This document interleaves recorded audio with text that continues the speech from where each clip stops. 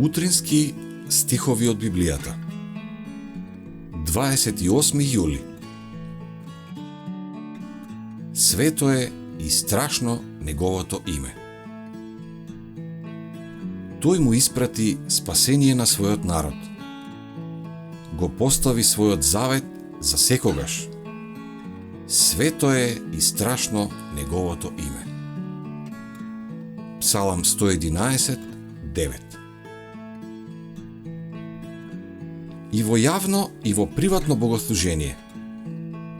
Наша привилегија е да клекнеме на колена пред Господ кога му ги упатуваме нашите молби. Исус, нашиот пример, клекна и се молеше. За неговите ученици е запишано дека и тие клекнаа и се молеа. Павле изјавил: ги преклонувам колената пред Отецот на нашиот Господ Исус Христос.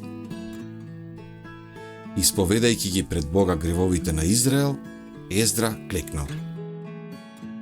Даниел клекнуваше на колена 3 пати на ден, се молеше и благодареше пред својот Бог.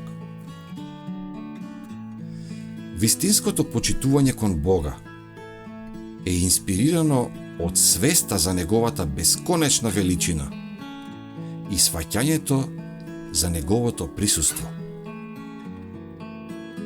Секое срце треба да биде длабоко импресионирано со оваа свест за невидливиот. Часот и местото на молитва се свети, бидејќи Бог е таму. И додека почитувањето се покажува преку ставот и однесувањето, чувството што тоа го инспирирало ќе се продлабочи. Свето е и страшно неговото име, објавува псалмистот. Ангелите, кога го изговараат тоа име, ги покриваат своите лица. Со каква почит тогаш ние, кои сме паднати и грешни, треба да го земаме на нашите усни. Добро би било и за старите и за младите да размислуваат за оние зборови од Светото Писмо, што покажуваат како треба да се гледа на местото обележано со посебното Божјо присуство. Надмен говор е несоодветен во молитвата. Без разлика дали молбата се упатува од проповедалната, во семејниот круг или во тајност.